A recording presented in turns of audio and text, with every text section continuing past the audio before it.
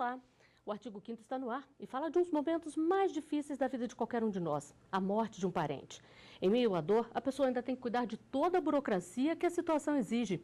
Atestado de óbito, terreno no cemitério, caixão, flores, enterro. E é aí que entra a necessidade de nos relacionarmos com uma empresa que simplesmente não queremos, a funerária. Este é o tema de hoje do nosso programa.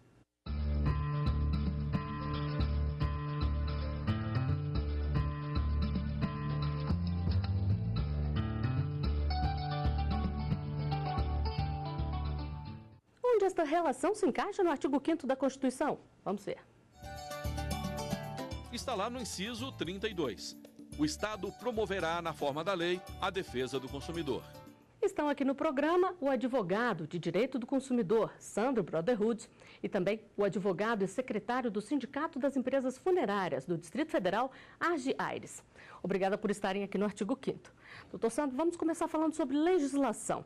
Existe alguma legislação que trate dessa relação consumidor-funerária? Bom, o serviço funerário, tradicionalmente, ele sempre foi delegado às prefeituras. Isso data desde a nossa primeira Constituição, na Constituição do Império, e depois foi novamente confirmado na Constituição de 1934. Né? Agora, o que acontece especificamente é que, em se tratando de plano de assistência funerária, existe uma lei específica, a 13.261, que é de março de 2016, em que ela traça alguns parâmetros básicos para que esse serviço possa ser oferecido, que são coisas diferentes, né? Uma coisa é a questão do cemitério, outra coisa é a questão das funerárias, propriamente dita, e a outra coisa são as empresas que oferecem os planos de assistência funerária, que é uma outra coisa. Às vezes se confundem, mas são empresas, são organizações diferentes, e por isso tem uma legislação própria também diferente. E quando se contrata um serviço de uma funerária, doutora Arge, está se contratando o quê? É um conjunto de serviços prestados. Ali, além do caixão que você está vendendo naquele momento para a família, entra a ornamentação, são aquelas flores que vão em volta do corpo, dentro do caixão. Está se contratando o serviço de higienização do corpo, que vai desde a maquiagem a barbear, a pintar as unhas, passar o batonzinho, vai o formol ou o embalsamamento. Tá? O serviço funerário é um conjunto de serviços que agrega naquele momento até chegar a entregar o corpo no cemitério para o velório e posteriormente o sepultamento. Detalhes que a gente nem imagina, né? Sim, sim. Doutor Sandro, é preciso assinar uma espécie de contrato nesse momento? Porque a pessoa geralmente está muito debilitada emocionalmente ali. Se ela assinar alguma coisa, depois ela pode rever, alegando que, por exemplo, estava emocionalmente desestabilizada? Sim, mas antes até de responder essa tua pergunta, eu volto a fazer a separação entre o serviço, né, de assistência funerária, ao qual você faz pagamentos antecipados, né, para que no momento em que você ou a pessoa, o beneficiário, que for utilizar aquele serviço, não ter que despender mais. Isso é uma coisa. Funcionaria mais ou menos mutatis mutandis quando um seguro, como um plano de saúde, alguma coisa desse jeito. Para que no momento do óbito a família não seja surpreendida. Pega de surpresa, né? Surpreendida com valores, com essas questões todas. Então, a princípio, esse serviço do plano de assistência funerária, ele deveria tratar dessas questões, né? Essa é a primeira questão. Então, isso aí você tem que ter um contrato próprio e ele é regido também pelas normas normais do nosso direito, né? Especialmente o direito do consumidor. Isso é uma questão. O serviço da funerária, propriamente dito, esse também, né? Então, ele também é regido.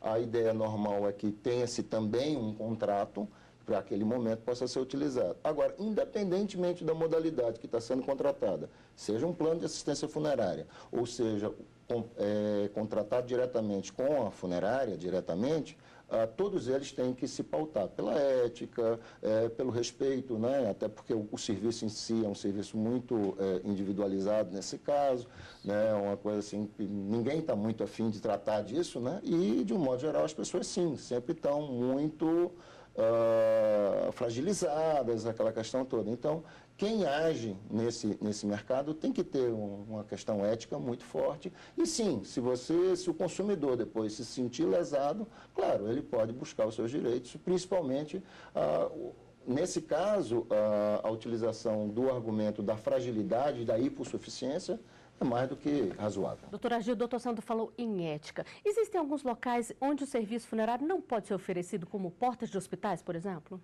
É um termo até pejorativo, eu não gosto muito de falar, mas fala-se no papo defunto. Já foi demonstrado aí até brigas em postos de hospitais. Muitas das vezes aquela pessoa que está ali, que aborda a família naquele exato momento, não tem funerária, não tem um carro funerário, não tem um empregado, não tem a mínima estrutura para prestar esse serviço. Mas, por detrás desta pessoa, existe lá na anatomia onde veio o óbito, uma terceira pessoa que vai ligar para ele e falar, olha, está saindo aí um cidadão de terno, gravata, cabeça branca, quase careca, ele acabou de perder um ente querido aqui. Aí me aparece aquele cidadão de imediato, com todas as vantagens, com todas as facilidades. Fragilizado, você aceita. Ele, de posse dos seus documentos, de posse do domínio do serviço, ele começa a ligar para outros donos de funerária, olha, eu estou com um serviço aqui, você me faz por quanto? Você faz. Só que isso tem um custo, tem um preço. Aquela pessoa que ligou lá já está ganhando em cima daquela família ali de 300 a 1.500, 2.000 reais. Isso é proibido, não é? Sim, sim. Mas cadê o Estado para coibir? Bom, nós vamos falar agora de um outro problema que também acontece, a profanação de túmulos. A nossa equipe recebeu algumas perguntas de telespectadores. Essa aqui veio de Minas Gerais. Vamos ver qual é a dúvida. Pode rodar. Olá, meu nome é Deise Príncipe, sou de Belo Horizonte e gostaria de saber, no caso do cemitério público, de quem é a responsabilidade de segurança dos corpos? Doutor Argil, esse é um problema que acontece muito? Sim, acontece. É muito comum você chegar nos cemitérios e encontrar túmulos violados, abertos, né? É comum enterrar-se uma pessoa e posteriormente chegar lá e ver que houve uma violação, houve se mexer. Mas de quem é a segurança? Nos municípios, respondendo à pergunta da doutora aí, lá de Belo Horizonte, de Minas Gerais, nos municípios são a prefeitura, porque o cemitério é público, é da prefeitura. A prefeitura tem que ter uma estrutura de segurança lá para as famílias que estão ali velando o seu corpo, que estão enterrando para zelar do cemitério. Vamos falar de Brasília. Nós aqui em Brasília, até pouco tempo, era o GDF que tinha a obrigação de cuidar dos cemitérios de Brasília, de zelar pela segurança, de zelar pelo o bom andamento de todo o serviço prestado. Mas foi licitado o serviço de cemitérios em Brasília, é particular, então a empresa tem a obrigação de dar essa segurança para os usuários dos cemitérios. Então, só para a gente deixar bem claro aqui, no caso do cemitério público é da prefeitura, e no caso de cemitérios particulares? De quem venceu a licitação e está administrando o cemitério. E quais são os direitos dessas famílias, doutor Sandro? Elas podem recorrer, pedir até uma indenização moral também? Pode. Tanto o Estado quanto o particular podem cometer dano moral em relação ao cidadão e ao consumidor, né?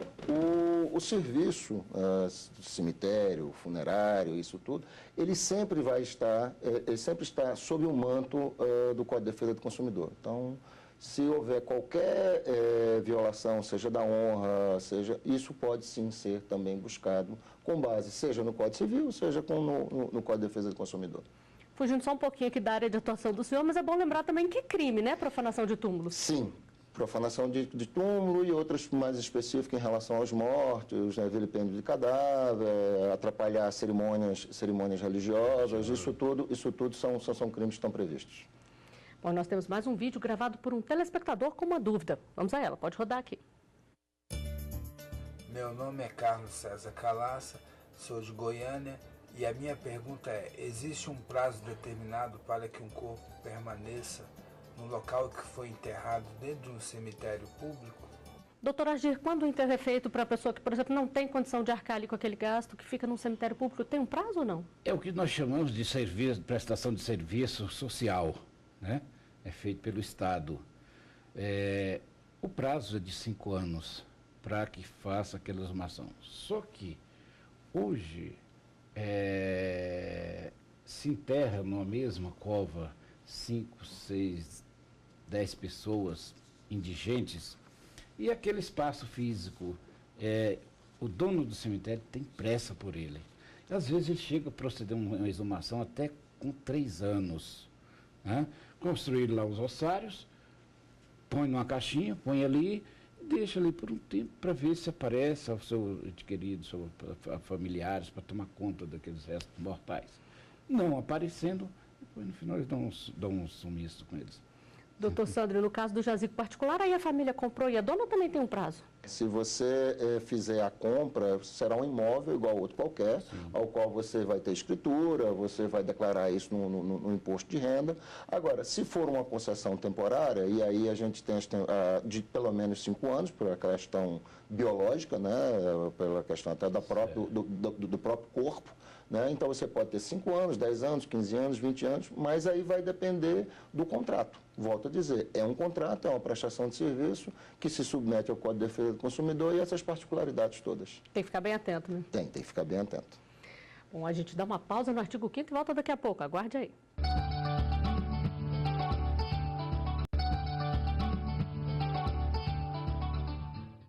Estamos de volta com o artigo 5º. Hoje o assunto é a relação jurídica entre a família de alguém que perdeu a vida e o serviço funerário. Aqui no estúdio eu converso com o advogado do Sindicato das Empresas Funerárias, Argi Aires, e também com o advogado de Direito do Consumidor, Sandro Broderhood. Doutor Argi, existem cemitérios que têm mausoléus, outros são verticais, outros são horizontais. Quem é que determina o que pode e o que não pode fazer naquele terreno? Então, dito pelo doutor aqui, no início da nossa entrevista, que o serviço funerário é regulamentado pelo Estado, pelo município, né? Então, cada legislação, cada município os seus vereadores vão votar o projeto de lei que vai determinar e vai disciplinar como se será construído aquele cemitério. Aqui nós, em Brasília, teremos em breve um grande problema da questão do espaço físico, né? Ou nós vamos ter que a Câmara Distrital votar um projeto aí autorizando a construção de um cemitério vertical, ou vamos ter que buscar um espaço físico fora de Brasília, bem distante, claro, dentro do território do Distrito Federal, mas distante para se fazer um outro cemitério, porque já está assim bastante. Quando se criou o cemitério de Brasília, pensava-se que Brasília chegaria no ano 2000 com 500 mil habitantes, chegamos com 2 milhões, praticamente, não é isso? Então, não houve um crescimento territorial para essa demanda. E estamos trabalhando, estamos atendendo com esse espaço físico programado no passado. E existe alguma determinação legal de que toda cidade tem que ter um cemitério? Todo município tem que ter o seu cemitério. Toda prefeitura tem que ter o seu cemitério para enterrar os seus habitantes. Tem que ter. Porque, imagine você, eu estou no município de Correntina, na Bahia, e vou ter que enterrar o meu ente querido lá em Barreiras. Porque em Correntina não tem um cemitério. Né? A situação fica ainda mais triste, né? Fica mais dolorosa. Agora, doutor Sandro, vamos falar um pouquinho de uma outra coisa que preocupa, que é o preço dos enterros. A gente sabe que isso varia de acordo com o que a pessoa escolhe, o tipo de caixão, ornamentação e tudo. Mas quem é que fiscaliza esse preço cobrado pelas empresas funerárias? Olha, isso varia também de município a município, né? Aqui em Brasília, se eu não me engano, por favor, me corrija se eu estiver errado, aqui em Brasília existe, por determinação do Distrito Federal, o que seriam os pacotes básicos, né? Seria o modelo 1 e o modelo 2. Padrão 1 padrão 1 e padrão 2, né? Que já colocaria, como também o doutor Argi bem colocou, isso é um conjunto de serviços. Então, esse padrão 1 padrão 2 já contemplaria uma série de coisas. Agora, a partir disso, aí é o gosto e é a necessidade que a família tem, né? Então, você pode... Se você quiser gastar dinheiro, muito dinheiro, você pode também, né? Mas existe o mínimo. Agora, para quem não tem condição de pagar efetivamente, aí você tem o serviço da SEDEST, que é um serviço social, onde existe a prestação, né? Que aí a pessoa que não tem essa condição, o Estado faz esse serviço. É uma obrigação do Estado, então? É uma obrigação do Estado. Bom, e vamos a mais um vídeo com uma pergunta que interessa a todos. Como funcionam os jazigos de família? Vamos ver, pode rodar aqui. Olá, meu nome é Lilian Cristina, eu nasci em Belo Horizonte e eu gostaria de saber se para mexer no jazigo da família é necessário a autorização de todos os familiares proprietários. Doutora Giro, o que dizer para ela? Pergunta simples. O doutor acabou de falar que um jazigo, ele tem que ser inclusive inventariado, porque é um imóvel. Você quando compra... É uma curiosidade que muita gente não sabe, né? Quando você compra um jazigo, você não recebe uma nota fiscal. Não, você recebe uma escritura. Olha, desculpe, eu sei que o tema é, mas não deixa de ser engraçado. Foi o primeiro imóvel que eu comprei, foi o jazigo do meu pai. Pois é. E é seu até hoje. Vai ser o último a usar, né? Família, viu? É um bem de família. É um bem de família. Mas não podia deixar passar. Naquele momento do óbito, que você chega no cemitério, você vai comprar o jazigo, vai uma pessoa da família que compra no seu nome. Ao longo dos anos, vai precisar usar novamente aquele jazigo. Só aquela pessoa que comprou, que está o documento no nome dela, pode autorizar e fazer a exumação, abrir o túmulo, inclusive com a presença de alguém da família. Não se abre um túmulo aleatoriamente. Não se abre. Tem que ter alguém da família e tem que ser autorizado pelo verdadeiro dono do imóvel que se comprou ali. E se essa pessoa morrer? Isso vira uma herança, doutor Sandro? Herança. Como um imóvel qualquer? É um bem inventariado igual outro qualquer, que deve estar inclusive na sua declaração de imposto de renda. Bom, o senhor falou aqui de exumação. Nós vamos ao último vídeo enviado por uma telespectadora do interior de São Paulo. Pode rodar, vamos saber aqui. Meu nome é Abiquela Sara França Medeiros, eu sou de São José dos Campos, São Paulo. Eu gostaria de saber o que eu devo fazer para fazer a exumação de um corpo. Pois é, doutor, vamos responder para ela, então, complementando o que o senhor já começou a falar aí. Simples. Primeiro, esperar passar 5 anos. Por uma questão biológica, como acabou de falar o doutor, não se faz antes, né? Decorridos 5 anos, é de interesse de remover aqueles restos mortais para uma outra cidade? É de interesse levar para um crematório? Ou tem que exumar para botar um outro no local?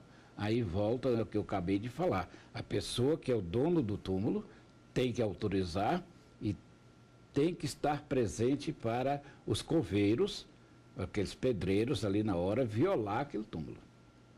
E o que pode levar a um pedido de exumação? Além de precisar enterrar mais um parente ali ou de mudar de lugar, como o senhor falou aí, o que pode levar a esse pedido? Exame de DNA, coisa simples, né? O exame de DNA pós-morte leva. A necessidade de esclarecer uma causa-morte também leva, né? Os advogados criminalistas aí, né, doutor? Sim. Corre atrás. Não, o meu cliente foi assassinado. Não, ele suicidou. Aí vem a dúvida. Aí vai no juiz, para o juiz autorizar a exumação, para colher material ali, para fazer os exames de DNA, né? São N necessidades. Mas a maior necessidade, por incrível que pareça, que é a nossa realidade aqui de Brasília, que eu convivo muito aqui, a pessoa morre aqui, não tem como levar lá para Crateús, no Ceará, mas era o sonho dela ser enterrada já lá com os pais, com a mãe, com a esposa, com alguém que já ficou lá. Enterra aqui. No final de 5 anos, a família vai lá, pega aqueles restos mortais aqui, leva e põe lá, junto com a família. Fazem muito isso. Bom, toda exumação tem um custo. Quem é que tem que pagar por esse custo? É quem pediu a exumação, doutor Sandro? Sim. Porque ainda que seja um serviço público, né, para esse tipo de coisas, as taxas e os emolumentos normais. Bom, são muitos detalhes e geralmente as pessoas são pegas desprevenidas, mas nem todos. Tem gente que se preocupa em deixar os preparativos adiantados. É o seu caso? Nós fomos às ruas do Distrito Federal para saber, por exemplo, se as pessoas já receberam ligações com ofertas de planos funerários e se elas são previdentes ou não. Vamos conferir as respostas. Pode rodar aqui. Não me preocupei e também nunca ouvi falar desse serviço, assim. Eu vejo alguns funerários, mas nunca me ofereceram nenhum serviço. Nunca me preocupei com isso. Nunca. E propostas recebi várias pelo telefone, mas também não levei avante. Eu só recebi propostas indireto pelo telefone, né? Liga lá para casa e fica oferecendo serviço funerário. Minha família tem um jazigo, mais ou menos há uns 12 anos um ente nosso faleceu e a gente contratou esse serviço. mensalmente tem uma parcela que nós pagamos.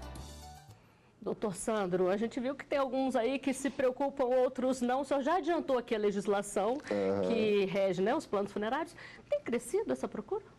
Tem, porque num país nosso, né, que infelizmente a gente já virou chavão dizer que o país está em crise, né?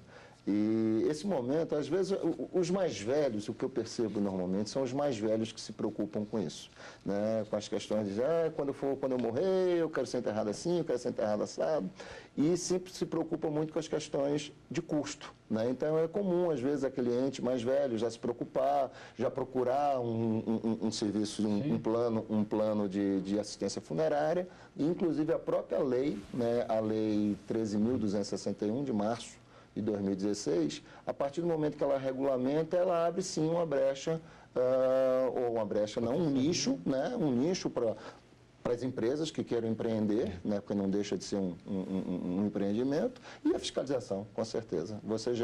Você tem segurança jurídica nesse mercado.